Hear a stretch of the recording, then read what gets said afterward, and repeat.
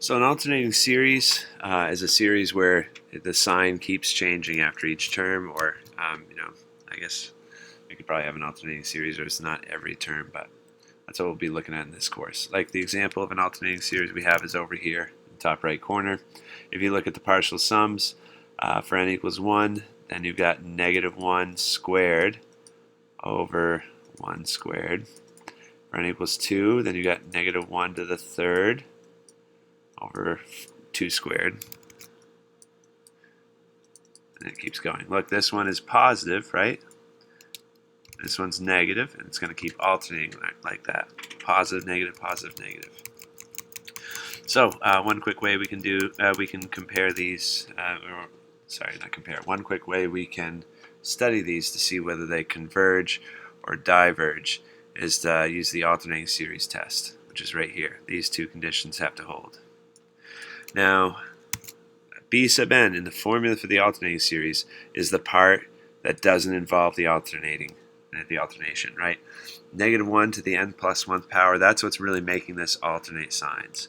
So our B sub n up here is 1 over n squared. Okay? So for these two conditions to hold, we got to look at the n plus 1th term. So B sub n plus 1, that's 1 over n plus 1 squared. And B sub n is, we said, 1 over n squared. And this is less than this, right? B sub n plus 1 is less than B sub n, because imagine some terms being plugged in. If you plug in 1, then the left side is 1/4, and the right side is 1. If you plug in n equals 2, the left side's 1 over 9, and this is 1 over 4. So this is always going to be less than this. So the first condition holds. Now we got to evaluate the limit as n goes to infinity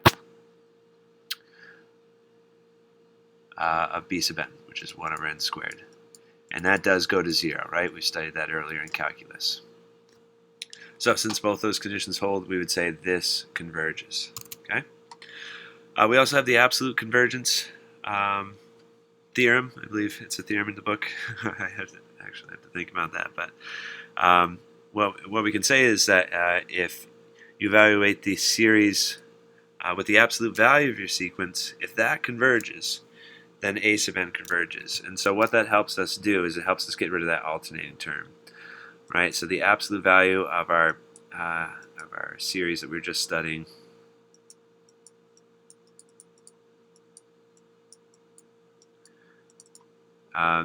this part up here, since we have it all separate, negative 1 to the n plus 1, the only thing that does is change the sign from positive to negative, okay?